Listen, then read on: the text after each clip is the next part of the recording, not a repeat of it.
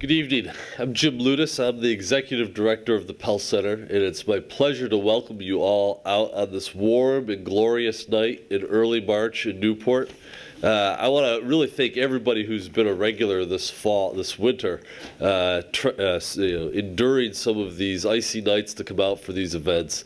We're very grateful, and we hope that you're enjoying the series this semester. So without further ado, let me turn this over to my colleague, Joe Grady, Senior Fellow for Public Policy here at the Pell Center, who'll get this show started.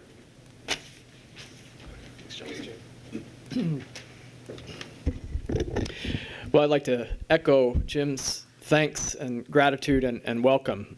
We've had a series of discussions of interesting policy issues here, hosted by the Pell Center and mostly here at Bazarski. We've talked about the arts, we've talked about global warming, we've talked about addiction in the pharmaceutical industry, we've talked about economic issues, and each one of these nights has been very gratifying because of the engaged discussion that we've had with folks from the Salve community and the Newport community and beyond.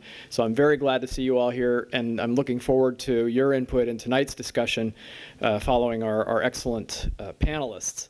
And I'm Senior Fellow for Public Policy, as Jim mentioned, and that means it's my enviable job to arrange events like this, bring smart people to campus, and get to hear what they have to say. So I'm looking forward to a couple of fine, brief presentations coming up in a moment, followed by discussion with all of you.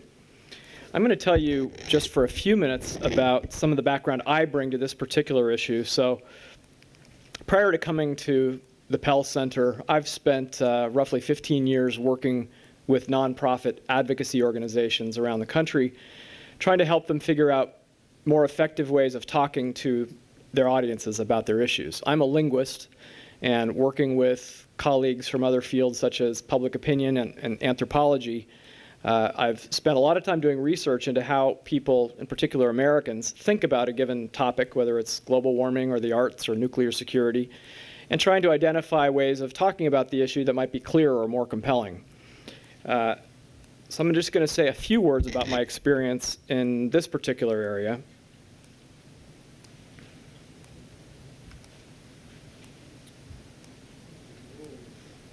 Yeah. At least I think I am. There we go.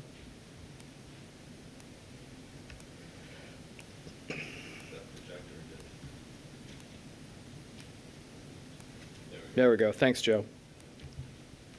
So the few points I'll mention are based on the kind of research that we do, that I have done with colleagues, where we go out and do, for example, ethnographic research, where anthropologists visit a community and talk to people in their homes or their workplaces or public places, or focus groups, or in-depth one-on-one interviews, or surveys. We do a wide variety of research, but the thread throughout all of them is that we're looking at how average people think about a given topic, how they talk about it, what ideas are important to them there, why they don't engage with certain topics, and so forth.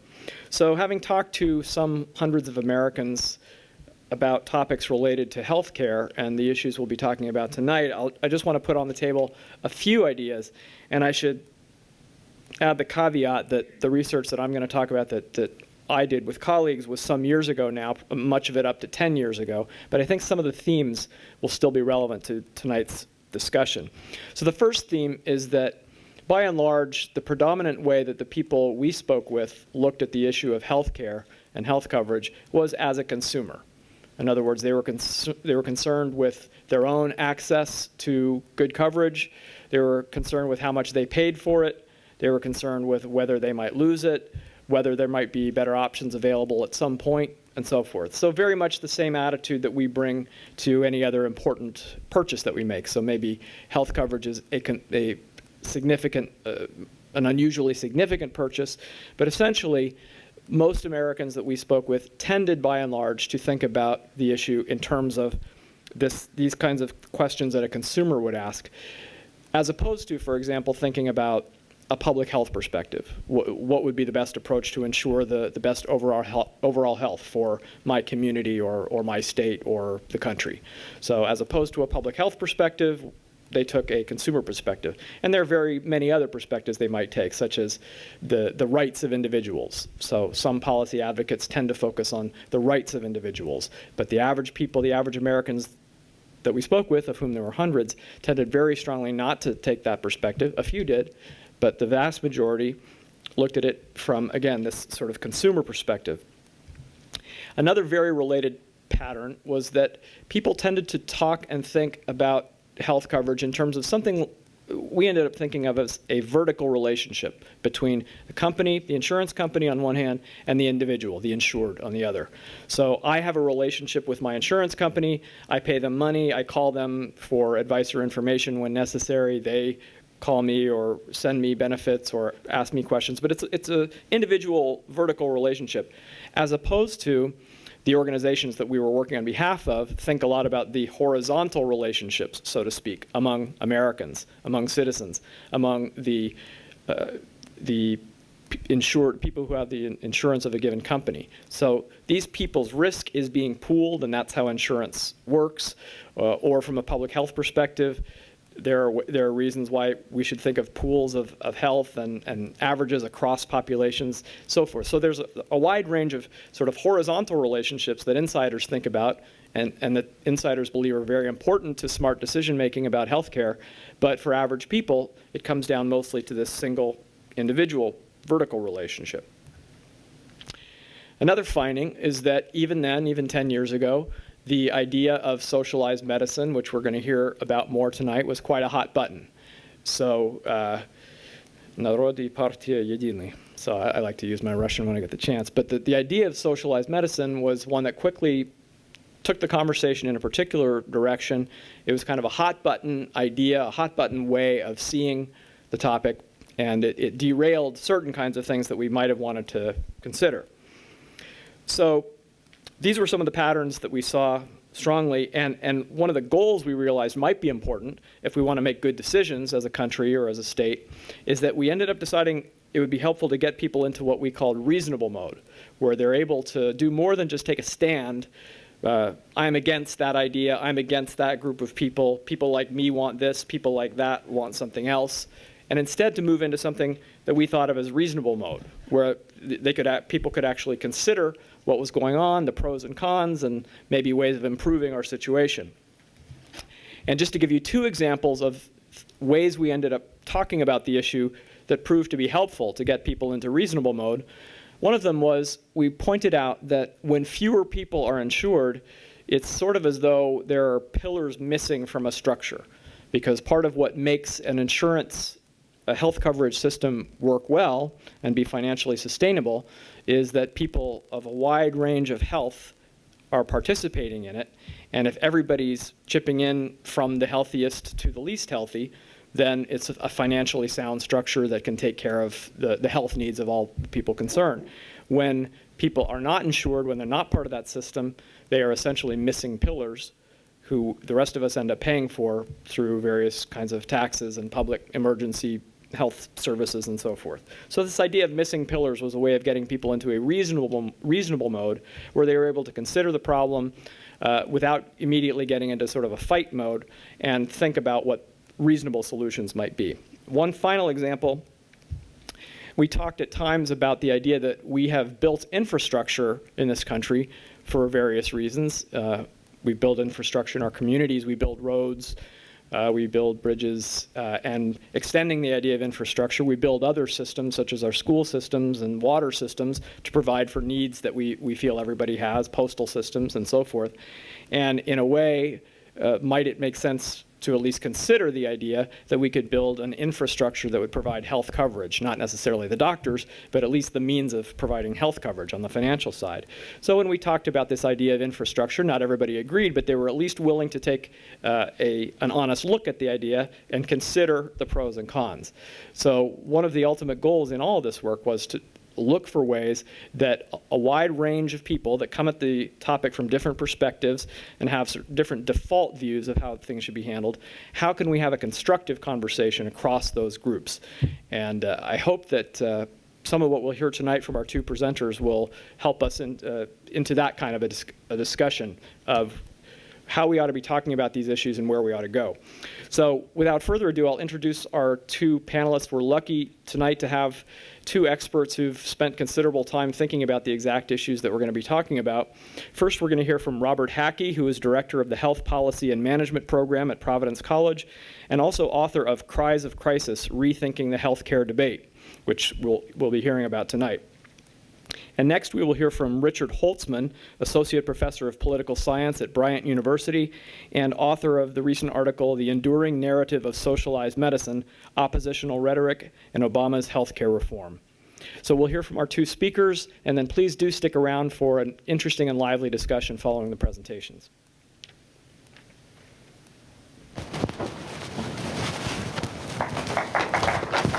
Thank you very much. Well, I have to say thank you to Jim Ludis for providing a remarkable home for a guy on sabbatical this semester. Spending time at the Pell Center has been a delight. What I want to do today is give us some context for the debate that we are having about the Affordable Care Act. And this is a debate we've been having now for 4 years. The remarkable thing about health policy in this country, in many respects, is its continuity. And that may strike you as odd, given all the changes we see. But the thing that got me to write a book about the rhetoric of healthcare reform back in 2012 was to look at the way we talk about this issue. And we've changed tremendously in terms of the policies we have. We have a system in 2014 that doesn't look at all like the system in 1914 when we first started talking about healthcare reform on a national level. But the way we talk about it has these recurring patterns. And Richard's going to talk about one of them, which is socialized medicine. I'm going to talk about another one, and I want to prepare you. I want to challenge you tonight to think about healthcare and the conversation we have about it in a different way. I'm going to suggest that we've really misdiagnosed a lot of the problems with the system over the past 40 years. And in particular, I'm drawing upon somebody we don't often hear from in healthcare debates. He's a rather smart, savvy-looking guy here. This is Ludwig Wittgenstein, an analytic philosopher. And Wittgenstein is best known for writing about philosophical problems. And one of his phrases that he is best known for is this notion that problems in philosophy are produced by our unwitting abuse of existing concepts. And I want to suggest a slight twist of that for you guys tonight, which is that problems in health policy are also produced by our unwitting abuse of existing concepts. And the concept that I want to think about in particular is one word, which is crisis, which you hear a lot in respect to healthcare debates. We've been talking about a healthcare system in crisis since the summer of 1969, which was a pretty different time. We were preparing for Woodstock. Okay? We were putting a man on the moon for the first time. It's a ways back. And yet, Richard Nixon, in July of 1969, said the healthcare system was approaching a crisis, at which point, if we didn't do something, it would implode in short order. Now, in 1969, I was in preschool. And the healthcare system was a mess in 1969 in many respects, and it's a mess today. But the word crisis suggests an acute condition. I want to make a distinction here between two types of illness, chronic and acute. An acute condition is like a patient having a heart attack. You rush them to the emergency room, they need definitive care, we must do something or else. The patient can die, some type of life-altering condition could happen afterwards. But doing nothing means bad things. And the healthcare system today has a lot of problems. The remarkable thing from where I sit is that the problems are the same as they were in 1969. We've got a lot of people without health insurance. Costs are going up. Quality is uneven. We've got high malpractice costs. We don't stack up well to the rest of the world with respect to a lot of preventative health indicators, yada, yada, yada. All the same stuff. It's the same story, a different day. And what I want to suggest is that the way we're approaching our healthcare reform debates is ultimately misguided, because we are treating what's wrong with the healthcare system as an acute problem, and it isn't. It's a series of interrelated chronic diseases. It's like a patient that has diabetes. They also have high blood pressure. They also have a gastric ulcer. They also have a couple of other things going on, and they are not well, and they feel terrible. And the problem is, not one of those things is easily amenable to a quick fix. And the language of crisis begs for, almost encourages us to look for the magic bullet, a cure, a fix. And I want to perhaps leave you with an unpleasant thought, which is there is no cure and there is no fix. And I'm not saying that we can't make progress. We can. But we have to make progress by treating the patient as the patient presents himself, which is a patient with a series of chronic problems. And by trying to do a one-size-fits-all approach here, we have a challenge. So I want to talk a little bit about what the problem is, because the crisis is, in fact, and this a couple of quotes here just to give you a sense of how this is played out. This is Richard Nixon. This is 1969 in the summer. And Nixon says that unless we act decisively, we will have a breakdown in our medical system, which will have consequences affecting millions of people throughout this country.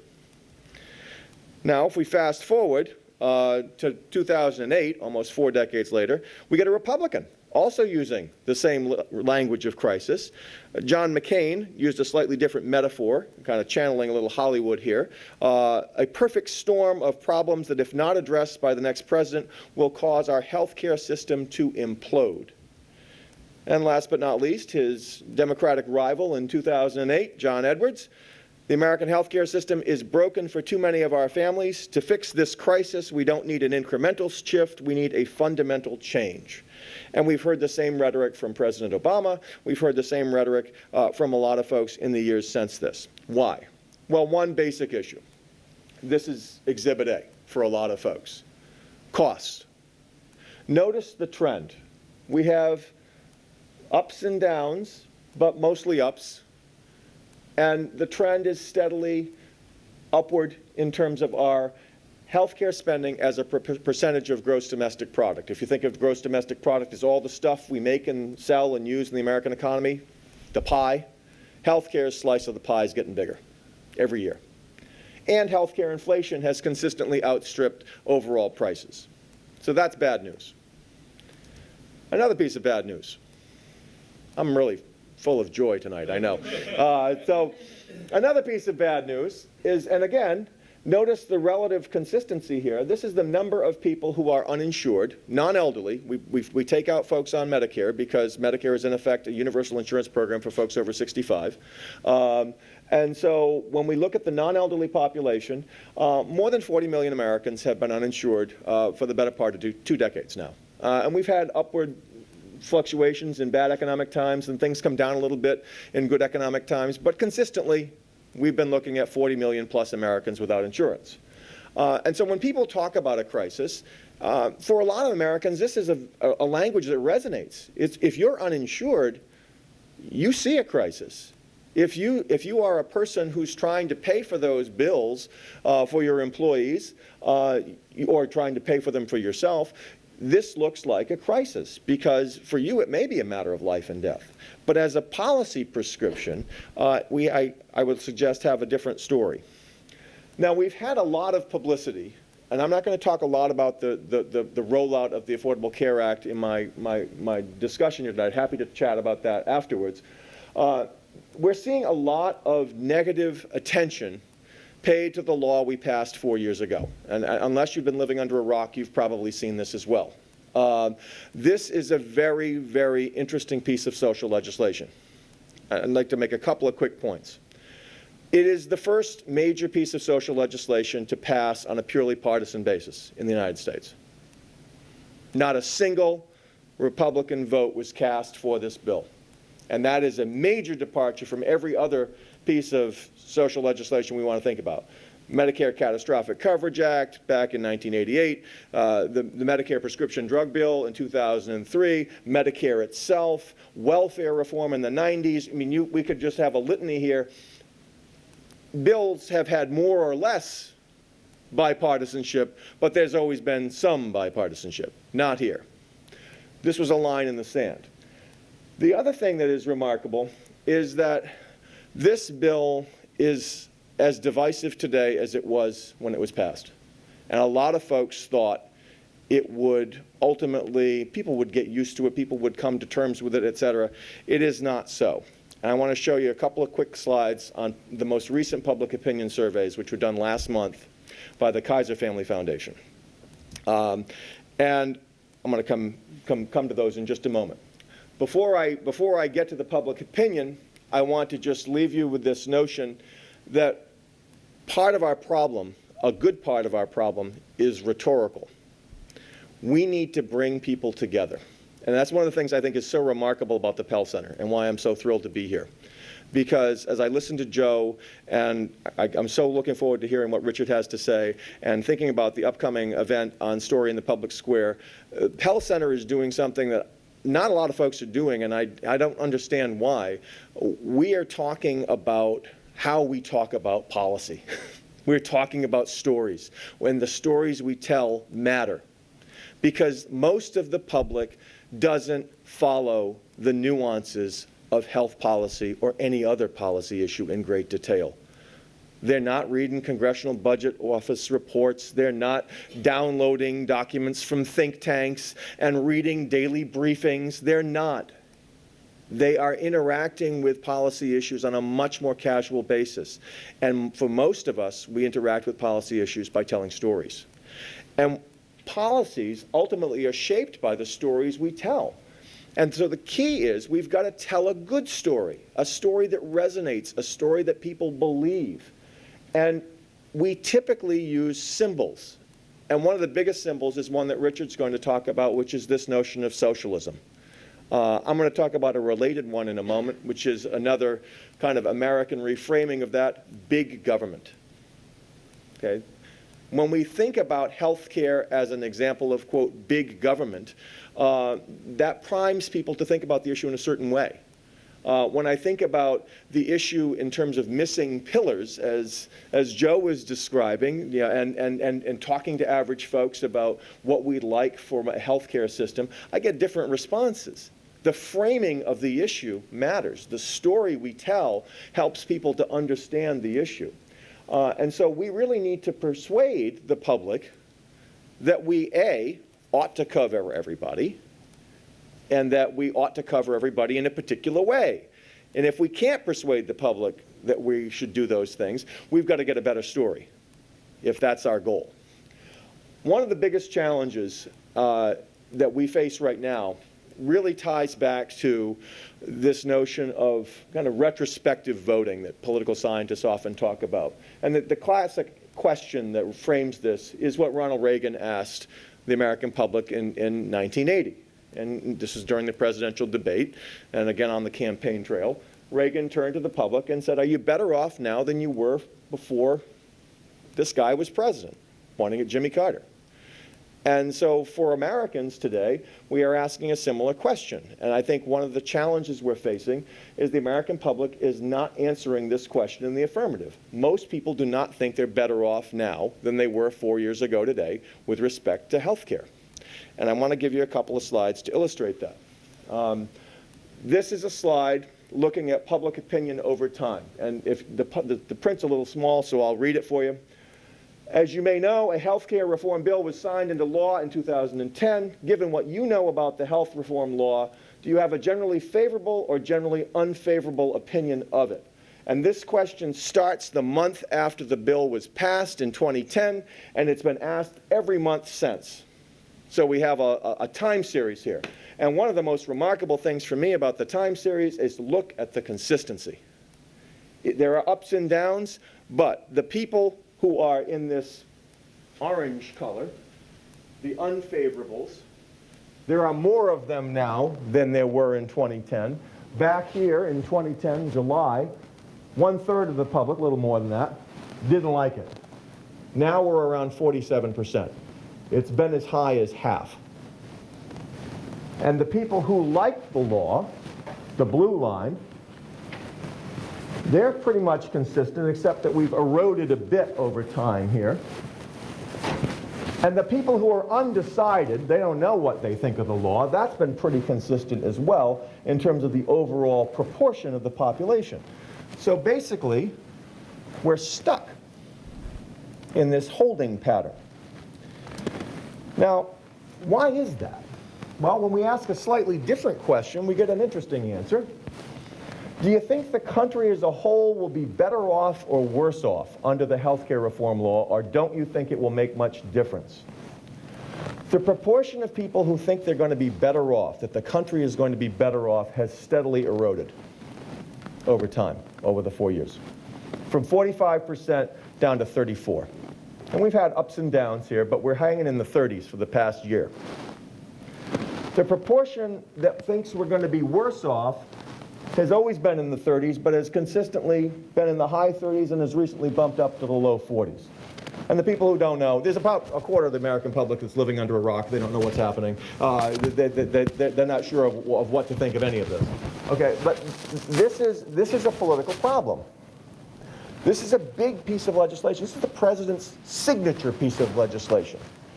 There's no other bill in any other policy issue that begins with the word Obama in the popular lexicon. We're not talking about the Obama pipeline. We're not talking about the, any other initiative. We're talking about Obamacare, which is, was originally seen as a critique of the President's Act, and now the President has embraced the term and is campaigning for this as his legacy. He's got an uphill battle based on this public opinion data. Last slide on public opinion. This is the most stunning one to me.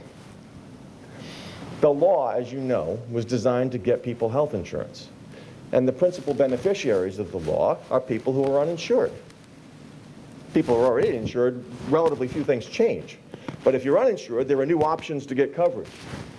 The uninsured don't like the law. I look at this, I almost fall off my seat. If you've got friends like this, who are your enemies?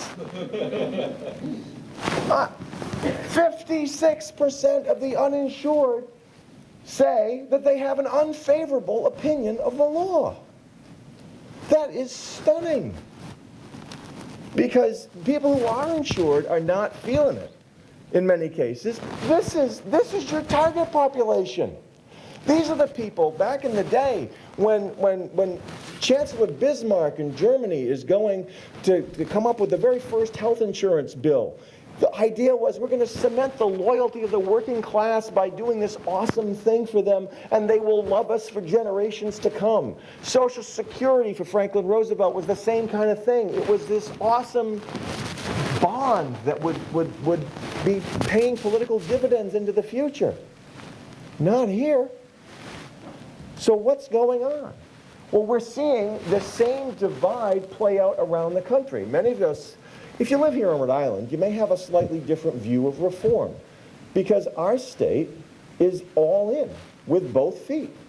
We are expanding our Medicaid program, and we have a very successful health insurance exchange in terms of the glitches that we saw nationally in the healthcare.gov website in many states have not largely occurred here. This is about as good as it gets in terms of rolling out the ACA. What I want you to see here, and I like the nice colored breakdown here, we've got a major divide. And there's a huge irony here, which you may or may not be aware of. The states in orange are the states that have essentially said, no, we're not going to expand our Medicaid programs. We're not even debating it at this juncture. We're not in. These are the states, particularly this belt of states in the Deep South, that have the highest percentage of uninsured people. 1 out of 4 people in Texas is uninsured. 1 out of 5 people in Florida is uninsured. 1 out of 4 to 1 out of 5 people in Georgia, South Carolina, North Carolina, uninsured. These states have opted out. And this is ideological. This is political. We have not persuaded the elected officials in these states that it makes political sense to adopt these reforms. Because for the first few years, under the Medicaid expansion, it's free. The feds pay for all of the new people, 100%, and then it scales back after that. Now, the other thing is, you've got some interesting states in the light blue that are on the fence, one of which is New Hampshire. You know, and this is one of our New England states that is a clear fence sitter at this point. They're voting on this week, by the way, in New Hampshire, as to whether or not they will opt in, and it's close. Maine has said no. They have a conservative Republican governor, Paul LePage, and he doesn't want any part of it. But this is a remarkable thing, and it illustrates the larger problem of persuasion that we have. We have a number of issues that we've got to deal with here, and they're all conversational or rhetorical. They're all about stories. We are stuck in neutral when it comes to reform, in terms of rolling this thing out and having a successful experience, because we're polarized. We've gone to opposite corners. We need to find common ground in the center. And I think one of the things that we're missing folks who can find compromise. Folks like Senator Pell were compromisers. And you got things done by meeting people in the middle. We are increasingly polarized. The previous slide illustrates the diversity of American federalism. We may be one country, but we have a lot of differences in terms of important policy issues, and this is illustration A. Because this issue is playing out very differently in different states. I'm going to talk about this next point, which I think is the largest challenge we face. I would suggest to you the biggest challenge we've got is that healthcare reform's problems are a symptom of a larger condition, which is a declining trust and confidence in the ability of government to solve problems. That's our bigger issue. Because if you don't believe that government is an effective problem solver and can be trusted, you're unlikely to want to entrust control over your health care to the federal government, or necessarily the states. So I want to look at two other slides and then pass things over to Richard here. This is a partisan issue, no surprise. The blue represents Democrats, the orangey red represents independents, and then the Republicans are down below. And these are the people who have a favorable opinion of the law. Well, remarkably, only about 2/3 of Democrats have a favorable opinion of the law. This is the president's signature issue. Not that everyone should think alike if you're a Democrat, but I think it's significant that 1/3 of Democrats are not on board. When it comes to independents, only 28% have a favorable opinion of the law. And independents swing elections. And when it comes to Republicans, no surprise here, much more party unity, 7% have a favorable opinion of the law, which means that you're looking at a very cohesive bloc in opposition. Now this is just released by Gallup in December. Voters were asked the biggest threat to the United States in the future. And they were given 3 choices, and we can argue over whether those choices kind of prescribed our answers here. But the 3 choices they were given were, quote, big government, big business, and big labor. Pretty much whenever you call something big, whenever you have the big as your prefix here, you know you're in trouble. Big government wins by a mile. 72% of Americans saw, quote, big government as the biggest threat of these 3 to our country's future. And this is from the same poll.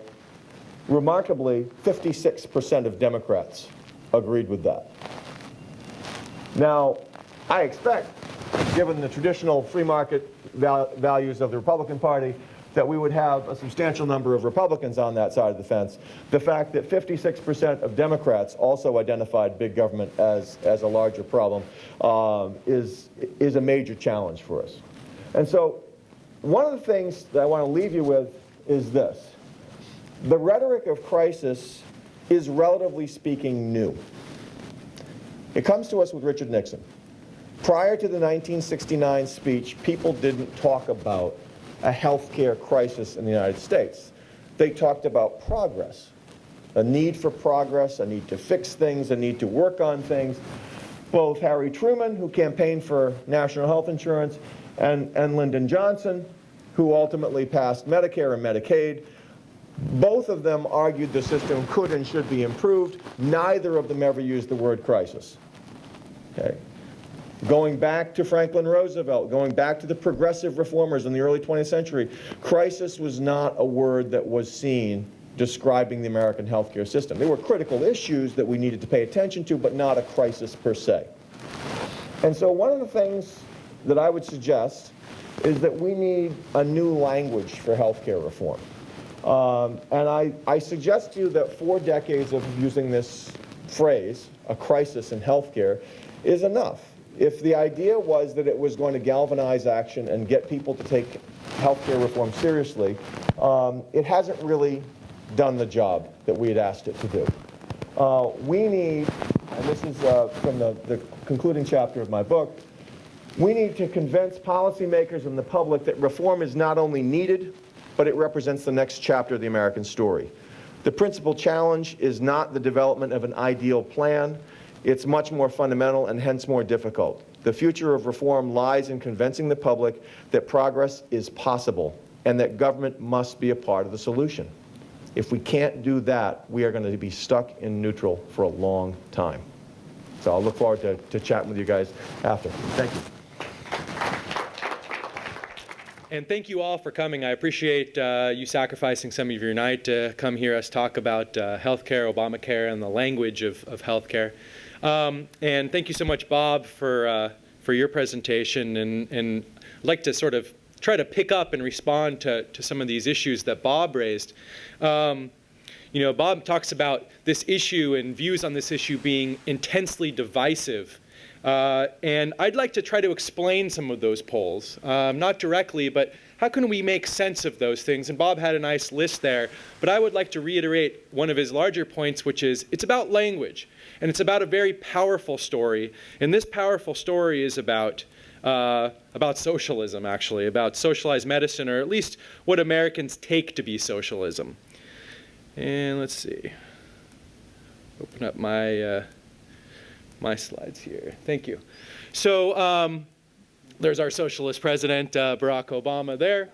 And so I'd like to talk about the ideas of socialized medicine and a little bit about this notion of creeping socialism.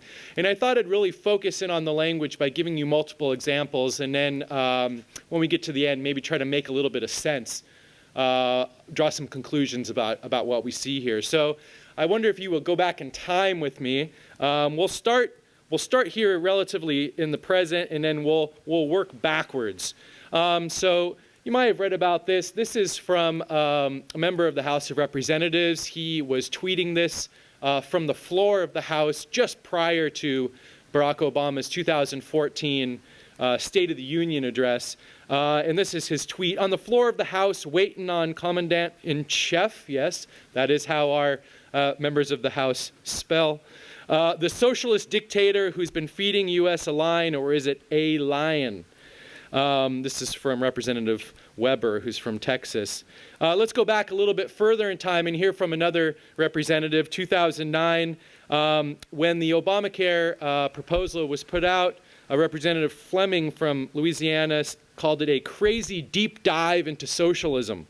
Long waiting lines, delayed care, and skyrocketing cancer deaths, as in Canada and the UK. So storytelling, right? Making those connections for people. Obamacare and Canada, right? We never want to be compared with Canada. So let's go a little bit further back in time. That's what our elected leaders are telling us. Now let's move to the media. The media, this is coming from Rush Limbaugh, 2009 and 2010. Adolf Hitler, like Barack Obama, also ruled by dictate. So what we have here is an example that we're not just talking about socialism, right? Now we're talking about Nazism and fascism. Also from Rush Limbaugh, the president is a socialist. He wants to tear up the Constitution and rewrite it. We also have another comment coming right about that same time from Michael Savage, conservative commentator. These are creatures from the Black Lagoon, come up to earth to suffocate us with octopus tentacles and put us into slavery. This is in reference to Obamacare. Obama is an extremist, a Marxist, a naked, proud socialist. And in the United States, of course, nothing is worse than a socialist than a naked socialist. I mean, for God's sakes. And to be proud of it as well, right? And so, I mean, and some would argue there's a little tinge of racism in there as well. So we've gone from sort of the idea of socialism. We've seen it most recently coming out of the mouths of representatives. Certainly, it comes out of the mouths of media pundits, and we can move a little bit further back and look at how this language sort of came out of the blogosphere, came off the web. And you see it, while I'm working backwards in time, if you go forwards in time, you can sort of see it become further and further legitimized, right? Some random person, and I wouldn't even know how to say this person's name, Mr. Heimer or Weimer, I'm not sure, but this is a blogger from 2007, when John Edwards and some of these other candidates were talking about healthcare reform early on the campaign trail. The United States achieved its greatness through the sweat and tears of individuals. Obama's proposals reject individual freedom and capitalism, and yes, capitalize C and capitalism, the two foundations of American life, individual freedom and capitalism. He has too many socialist ideas.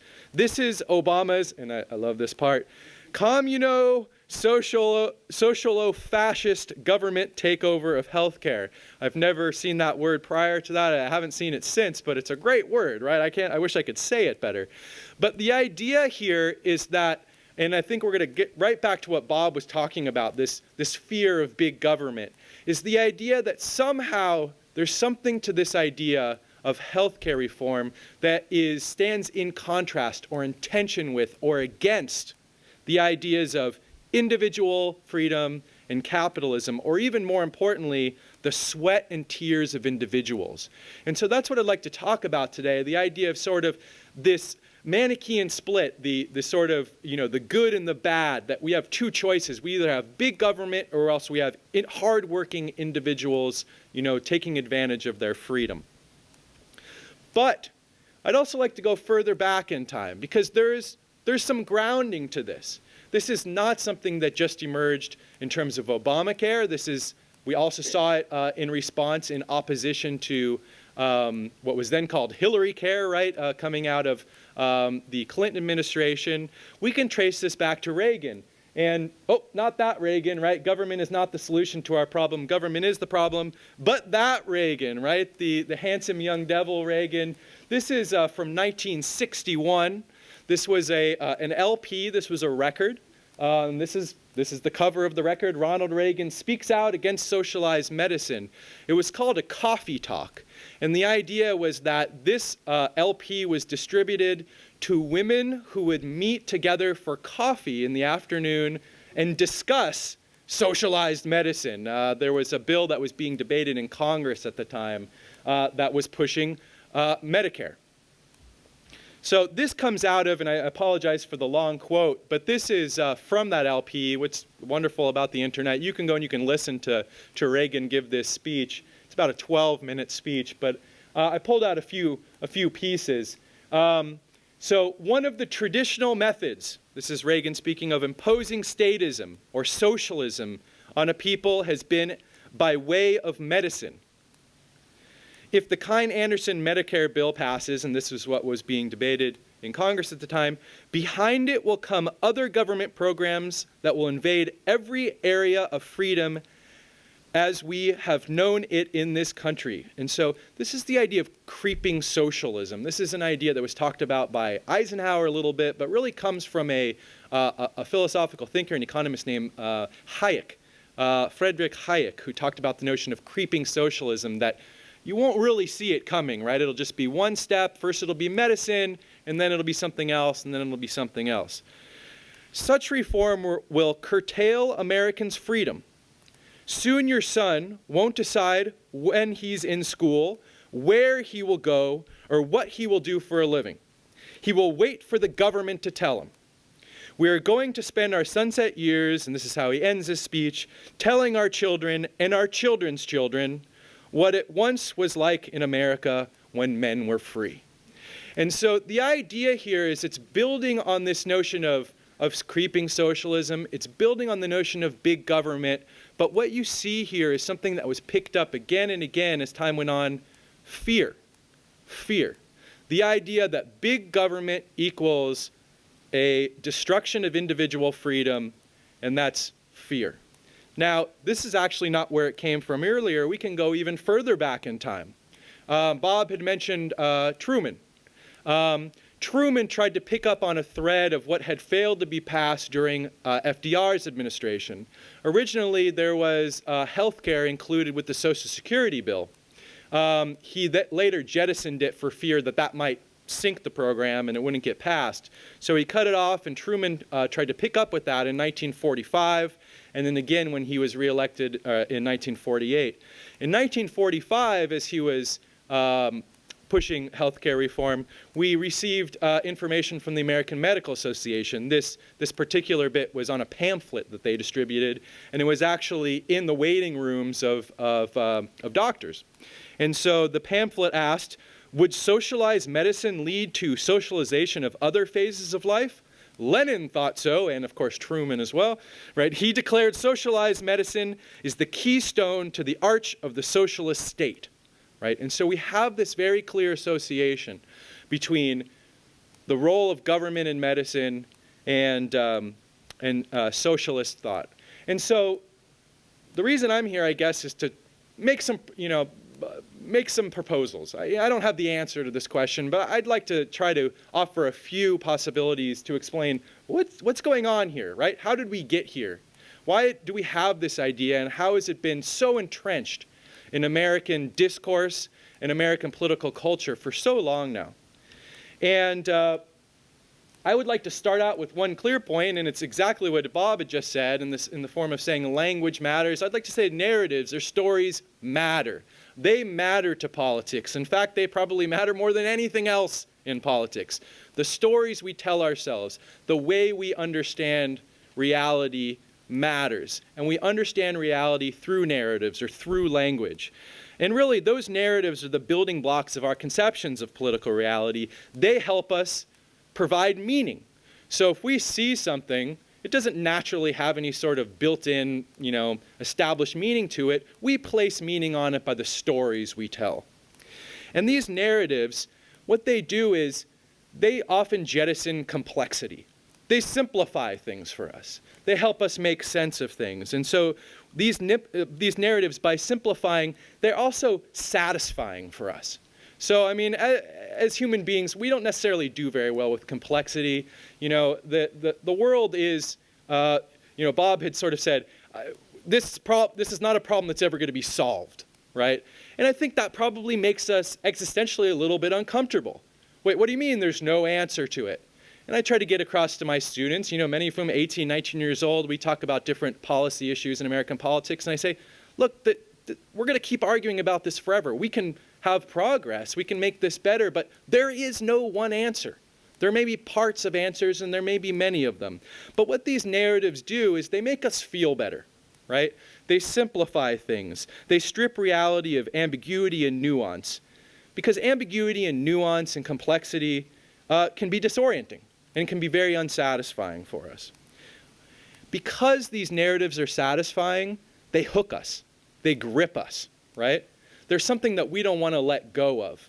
And so when issues are framed, and I think this goes back to a point that Bob made and Joe had made, when things are framed as sort of a political argument, what are the good things about this? What are the bad things about this? What other possibilities are there? Can you defend your argument with evidence, with reasons? That sort of takes us out of the realm of these very comfortable and satisfying narratives. And therefore, it's quite uncomfortable. And so, essentially, this narrative, I would like to argue at least, that this socialized medicine narrative is meaningful for us because it's actually situated in a much broader story. And this is a story actually that Bob was just talking about this. I think it's, just talking about a moment ago, I think it's a story about big government versus limited government. And this sort of Manichaean struggle between both, that it's an either or sort of choice. And I would actually argue, and I've written this in my paper, I would trace this, this larger story back to the struggles over the Constitution. We have the Declaration of Independence, and there's this very famous phrase about the rights to life, liberty, and the pursuit of happiness. But just prior to that, it also talks about all men or all people being born equal. So we have equality and we have liberty, and sometimes those two things don't go so well together. I mean, liberty means that you have the freedom to perhaps succeed more than somebody else. And so there are arguments over how we should interpret the Declaration of Independence. And not to give you a history lesson, but I mean the Federalists and the Anti-Federalists who were arguing over what this country should look like when they were writing the Constitution were arguing in some sense over how to interpret and apply these values, these ideals from the Declaration of Independence. And quite frankly, I would make the case that what we have here, our American political culture, going all the way back to the Constitution and the Declaration, sort of tries to have both. It's sort of like we're going to have our cake and eat it too. And what that means is that there's this built-in tension.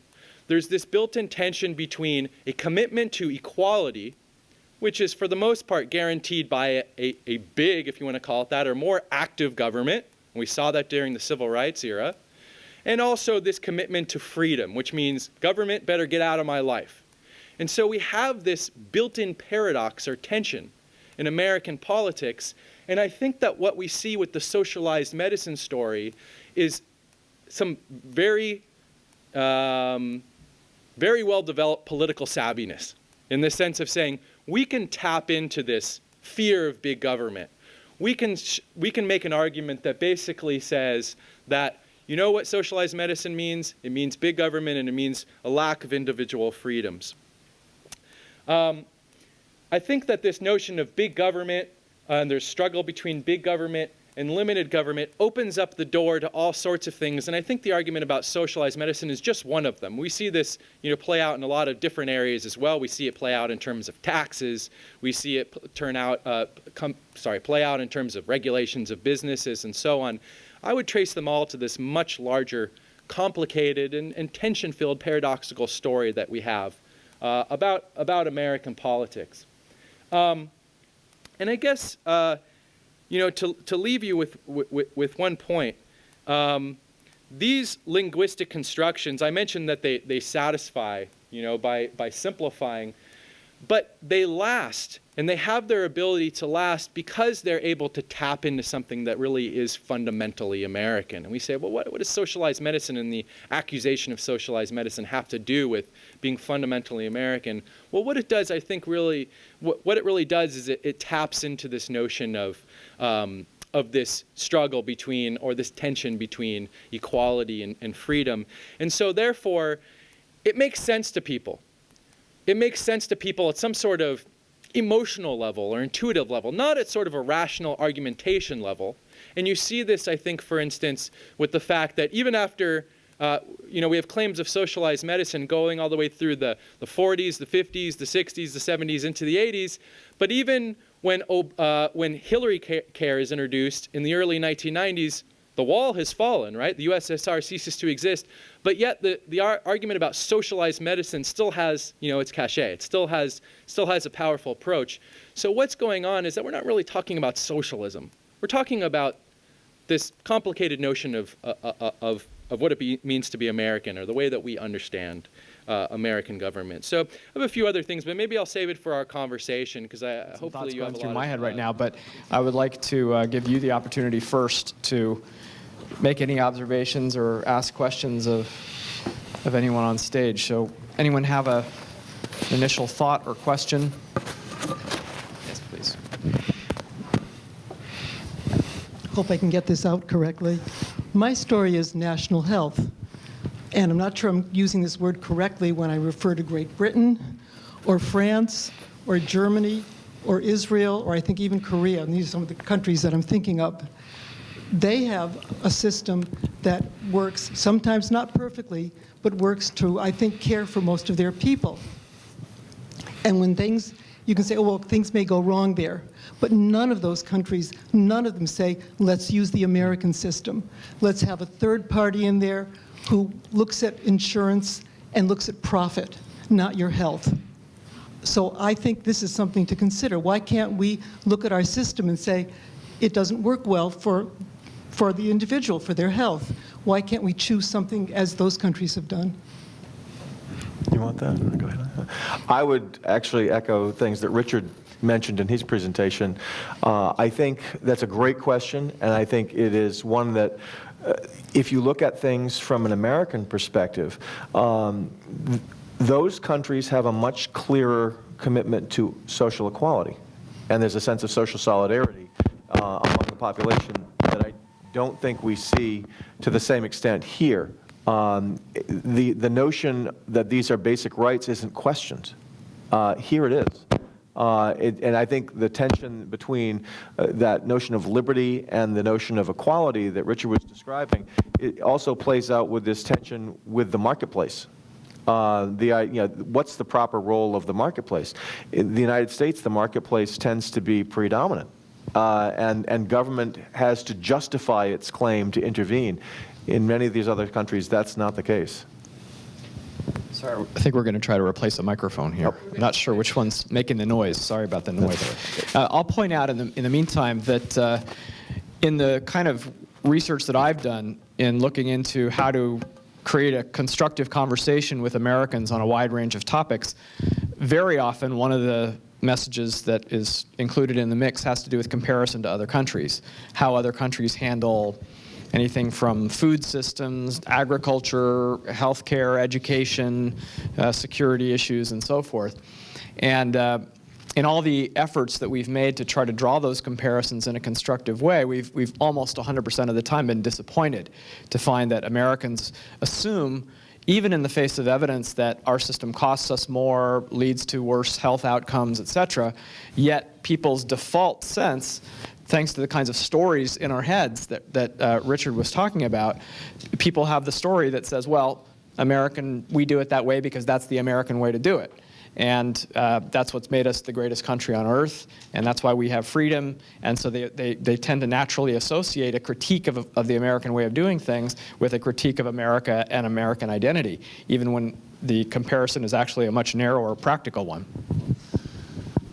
So my question for both speakers would be, with this context and the power of these narratives, how do policy advocates, policy think tanks, folks who are trying to elevate the level of dialogue to a more grounded, real level, how do you break through? How do you change the conversation so that it's truly constructive, and then even if you don't solve the problem, as you put it, Bob, you actually make some progress on it? Which, by the way, is very important to the Pell Center. Absolutely. Sure.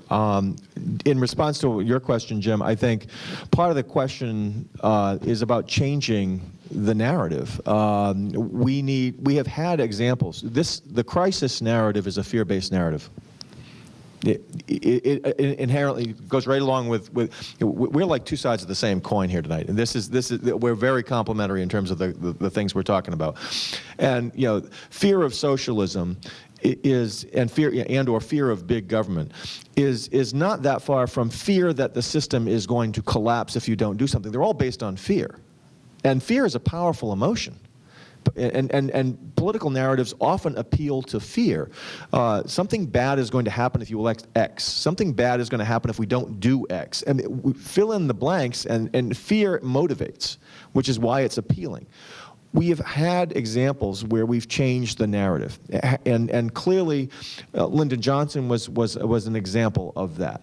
We talked about progress, and up until even Richard Nixon, remarkably, but was a guy who actually embraced national health care, which a lot of Americans forget. We were probably closer to a real national health care system in 1974 than we have ever been. And had it not been for Watergate, we might well have had it. The reality is we need to change this conversation, I think, to emphasize more incremental progress. And advocates need to celebrate small victories and use those small victories as fuel for an argument that will say, look, we've made progress here, we can do better. Let's take the next step.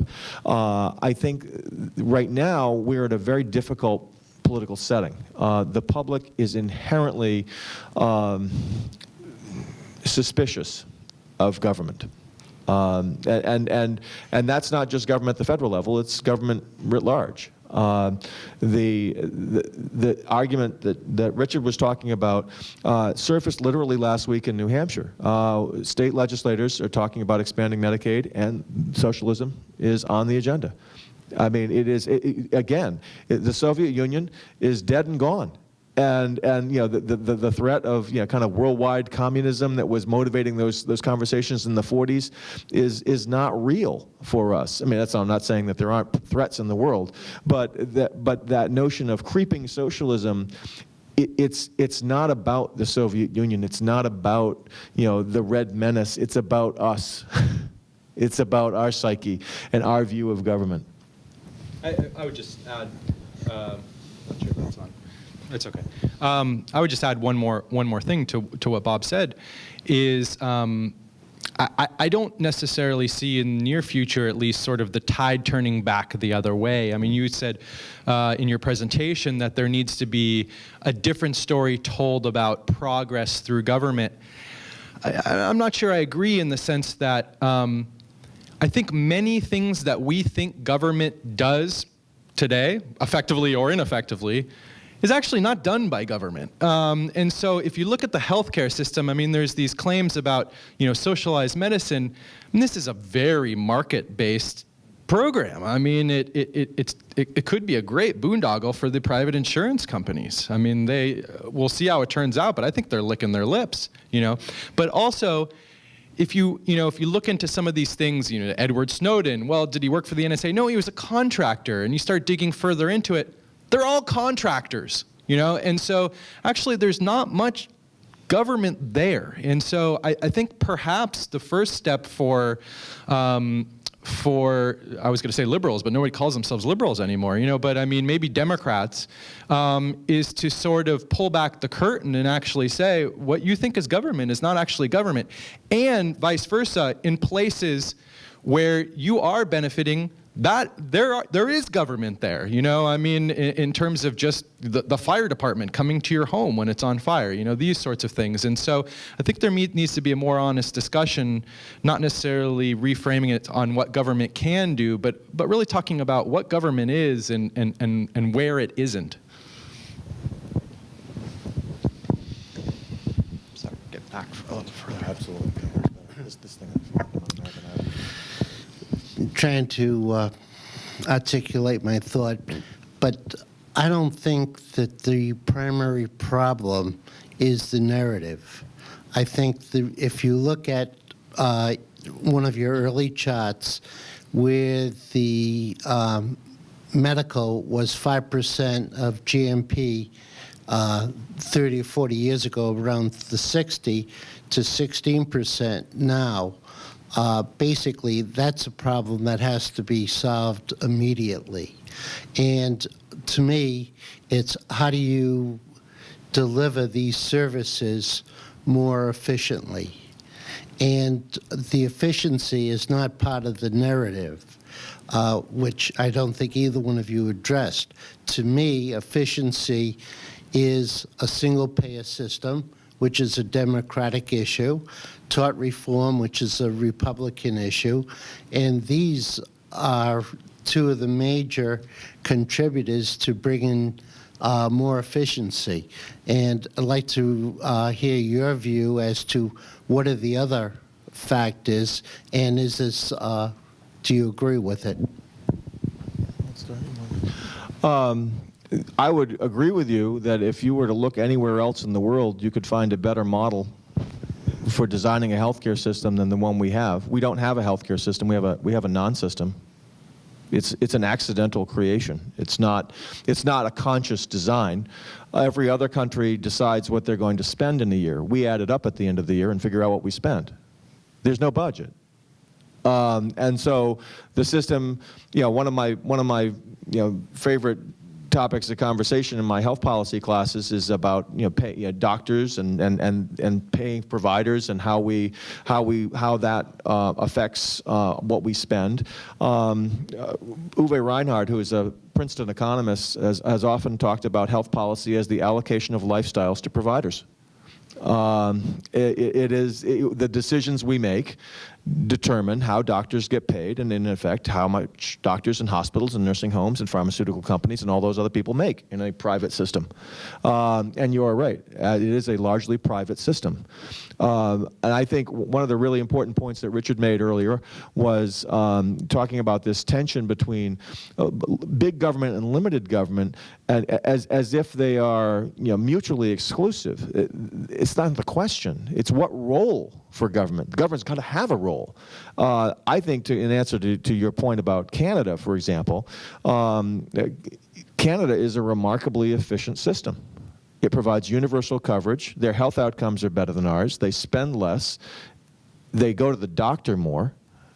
I mean, on any measure of population health, with the exception of waiting time for certain surgeries, they do better than we do, as does Great Britain, as does Korea, as does Japan. Pull up the OECD, put us compared to anybody else, we don't look good. But that goes back to this notion of politically, how do you sell it? Because I'm talking about selling a huge government program when I'm talking about single payer. And yet, ironically, we've got it. It's Medicare. And so what I would like to say that for the conversation is, look, talk to your grandparents, talk to your parents, talk about Medicare. We've had it for 40 plus years. It works. What we want is Medicare for everybody. But that's a hard conversation. Joe, did you want to? I was just going to echo the point that we can never focus on just the practical questions without coming back to the question of, so what are the stories we're telling? How are we, assuming we believe, for example, in a single-payer approach, how do we possibly get other Americans to see that as a reasonable way of going forward? How do we get around or inoculate against the charge?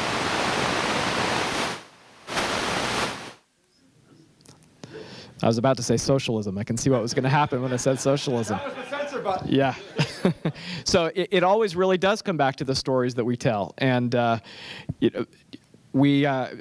referred to a little of the research that I had done with Americans talking about some related issues, and we were able to get some pretty constructive conversations happening across political lines when we used the analogy of infrastructure. And we said, look at all the great infrastructure we've built in this country, postal systems, highway systems, and so forth, and look how our prosperity and our quality of life really depend on them. What if you thought of Medicare as another piece of that structure that we build for ourselves to ensure our prosperity and our quality of life? And can we imagine building an even better or expanded one to meet our health needs even better? There was a question, yeah. Thank you all, and thanks for putting this on. I'm a physician in the community, and obviously this piques my interest. A few points I just wanted to bring up, some responses I'd appreciate. I guess the first thing is the concept of Medicaid expansion and those things being free. I think we really shouldn't think of it in that fashion because it's really coming from somebody's pocket, and nothing should be regarded as free. So that's just one point. And the states will have to kick in. And, you know, when you talk about states that are in debate, like Pennsylvania, for example, I've looked at the RAND studies on them, and this is pretty unfortunate one-sided bookkeeping where they don't really account for the money being taken from the taxpayers in the state. They just look at what's coming in and what they could benefit. So they're not really looking at it very appropriately. So the second thing is, and this gentleman really brought up an excellent point, is that we talk about crisis and we talk about these things, but there's very objective measurements that we can look at that really are fearful. I mean, they're crazy. You know, you put it to the GDP, put it however you want. You know, the recent CBO estimates showing that, you know, our interest is going to be exceeding our departmental defense in 2020. These are scary numbers. And to that end, I would argue that Medicare is probably not the best answer because most of the problems that are in that estimate come from Medicare itself and the baby boomer population, increased healthcare spending. So don't know that that's the best answer. I'm a Republican. However, I do agree with a single payer system. You know, so it sounds odd, but yeah. Well, no. It's interesting that I don't think that it should necessarily be our government in control, because I am one of these people who thinks that the government doesn't work very efficiently. You can look at several programs, any number of which are run inefficiently, poorly, exceed estimates, and run us into more debt. But I think a single payer system perhaps may be empowered by our government, but run by people who are in the medical profession, you know, public policy, et cetera.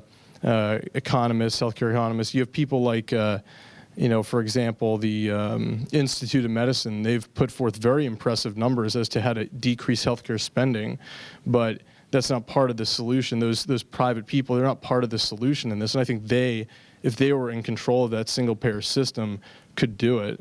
But, you know, so thank you. Thank you. We're down to one microphone, so I'm going to bring this up. That one's malfunctioning. Sorry. Wow. I appreciate, you know, you stating your views, and I think it's always important, you know, that we hear from a practitioner as well as everybody else, and the things that you were just talking about. And I certainly don't have the answers, and I wouldn't necessarily, you know, make an argument for one system or another sitting up here, but what you're talking about is not really part of the public discourse or debate in this country. And so, you know, Joe had talked about reasonable mode. This country is not in reasonable mode. And this comes back to the point about, you know, that it's not about narratives, it's about the practicalities. It is about the, you know, the specifics, the practicalities. The problem is that everybody's willing to settle for the narrative, settle for the stories. The politicians are perfectly willing to settle for those stories, and you better believe that the American people eat up those stories like, you know, like their dessert. And so, and it's America, so there's really big desserts, right? So, so that sort of discussion, I think, is what's essential here, rather than, I think if we have a conversation about, should we go with this option, should we go with this option or this option, it's still going to be somebody, you know, at some level of government perhaps making that decision and really not knowing what you deal with on a daily basis, or what someone who lives in a certain, you know, part of the state deals with, and these sorts of things. What we don't have is what we call deliberative democracy, in the sense of inviting the stakeholders. And I think some of your research gets more to this. You invite the stakeholders in, and you let them tell their stories, and then maybe we get to a better understanding of what the problems are, what's really needed, and these other sorts of things. And so, yes, we have a lot of big issues on the table that need to be dealt with, but we don't have that discussion in our public discourse really at all. I just want to jump in here for a sec, because I think you asked a couple of really important questions, and this ties together with the previous questioner as well. I think from where I sit, the practicality and the discourse are absolutely intertwined. They have to be, because in order to tell you and persuade you about the practicality of what we ought to do, I got to tell you a story. I need to persuade you. And I think the problem for us is we've kind of put the cart before the horse in this way. We are arguing about details. health insurance exchanges, employer mandates, individual mandates, your eyes will literally gloss with acronyms as you start to try to get up to speed on the healthcare reform debate. But I'm going to suggest to you that the more important question is a really simple one. Should everybody in this country have access to healthcare? That's the basic question, because that's when we ask a question like that about public education, we get an affirmative answer. Every kid, no matter who they are, where they are, how long they've been here, what their circumstance, we think that kids ought to have an education. My suggestion is we have yet to find the common ground on that pre-existing question, which is, should every American have access to health care? And people talk about it, but then we immediately go to what you describe, which is this polarized notion. And I think, the hard part of this conversation is that we are really in a dysfunctional state today with our civic conversation. It's really hard to have a conversation that doesn't just kind of dissolve into name calling. And I think this is where institutions like the Pell Center have an important role to play, because we're trying to provide a safe space for people to talk about tough issues in a reasonable way. And you asked some really important questions. I think the Medicaid question is a really important one. When you look at Medicaid, it's a redistributive program. It's consciously a redistributive program. I mean, it taxes, and I've often described Medicaid's political problem this way to my students. And Medicare is a fundamentally difficult program to sustain for this reason. The people who pay for the benefits, in almost all cases, cannot qualify for them. So if you're a high-income earner, you're being taxed through your general taxes to pay for Medicaid for services that you will not qualify for, unless you have a really great accountant who can help you then spend down all of your assets in a way that you have none, and then you will ultimately qualify for subsidized nursing home care. But beyond that, standard issue Medicare, children and families, the people who are benefiting from those programs don't pay for them, and the people who are paying for them don't benefit from them. And that's politically a problem, because redistribution is a very contentious issue in America.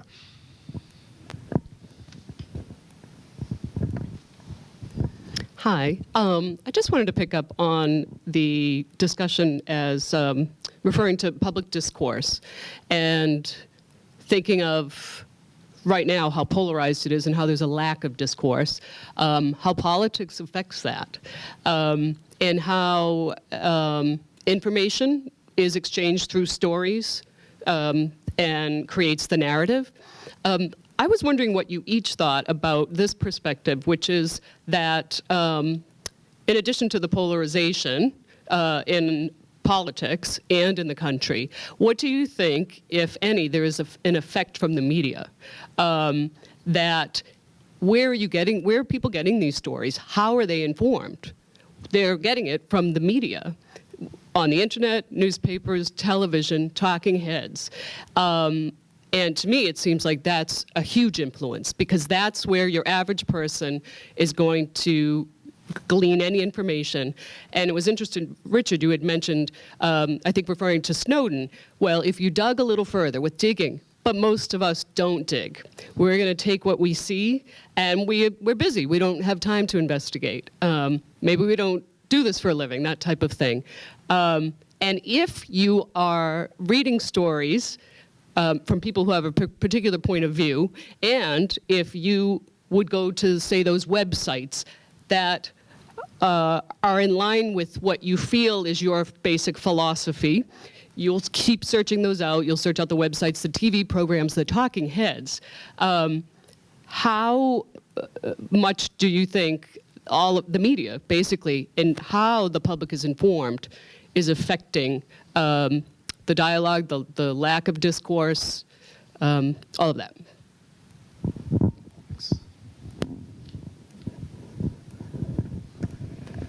It's a wonderful question, and it's an issue that we clearly can't ignore. And when you talk about media, it's so much broader. than it used to be. And so, of course, I had a couple examples of quotes from cable news, pundits. But you're right that much of it's online, and that you can go and hide in a little corner of the internet, and it's an echo. You can just hear your own views repeated back to you. So certainly, I think the media is our primary storyteller, right? At a much larger level than the sort of personal interactions and neighborhood interactions, and of course, it pays for them to simplify, because the story needs to be clear and interesting and keep you watching or reading more. At the same time, we consume. We don't have to consume. Now, how you get people to stop consuming or consuming certain types of things that are bad for them is a much tougher question.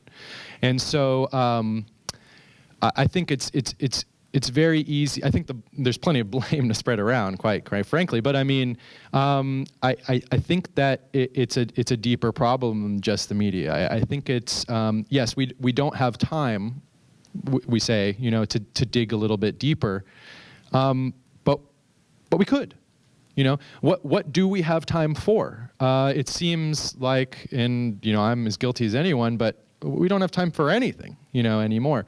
And so there's a notion of sort of citizenship and what it means, what responsibilities come along with citizenship that I think has been lost. That with that notion of public debate and information. And so the media is part of the problem, but I would be wary of saying that it is the source.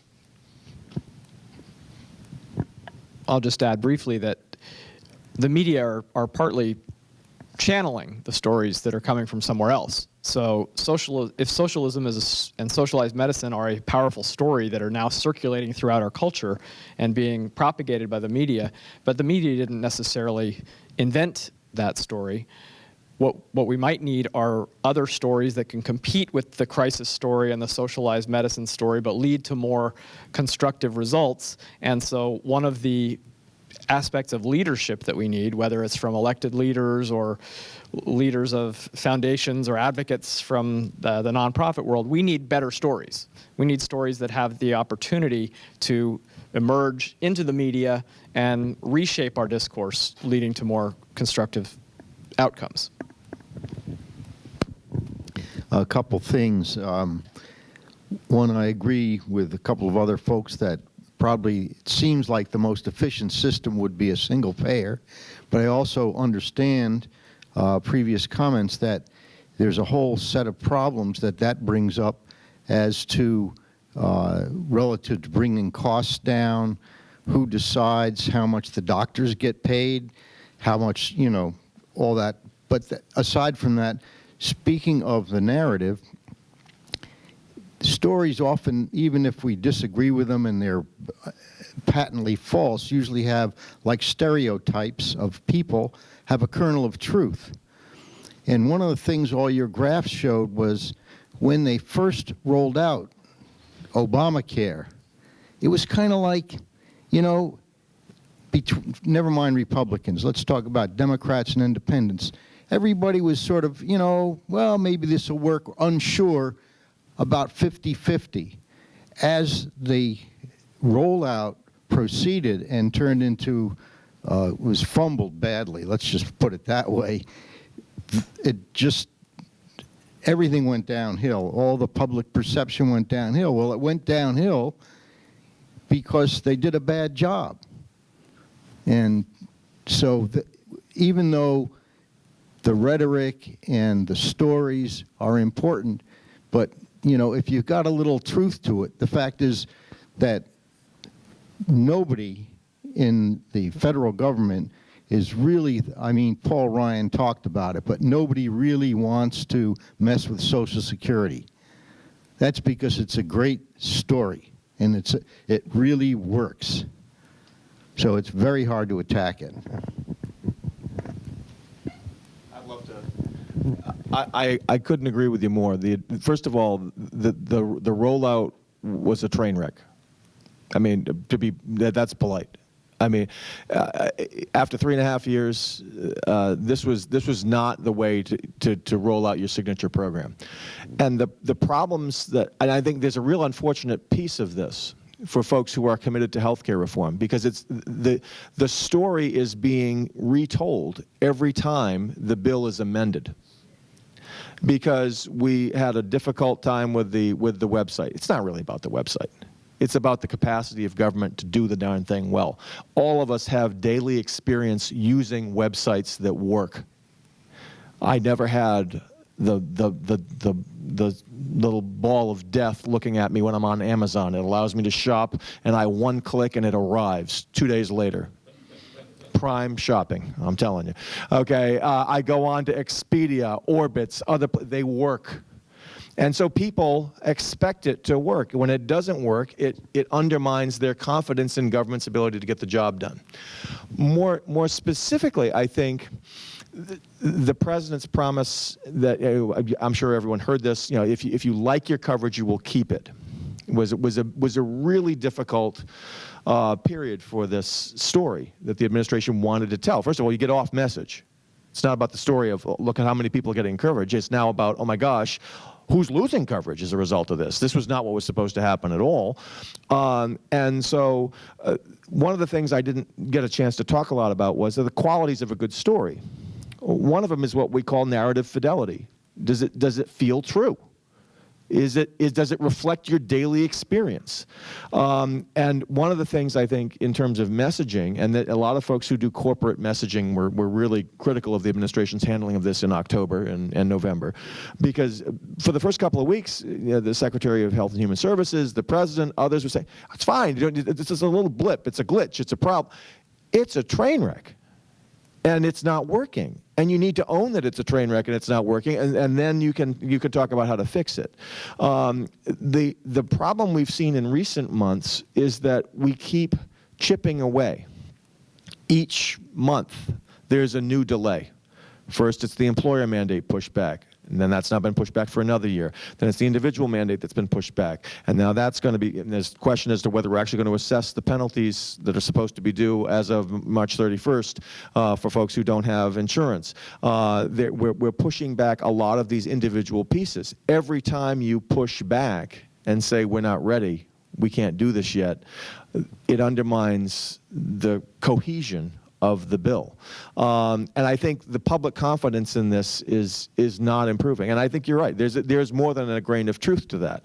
It was a very difficult rollout. I mean, 20/20 hindsight is always a powerful thing. But I think this was not ready for prime time when it rolled out in October.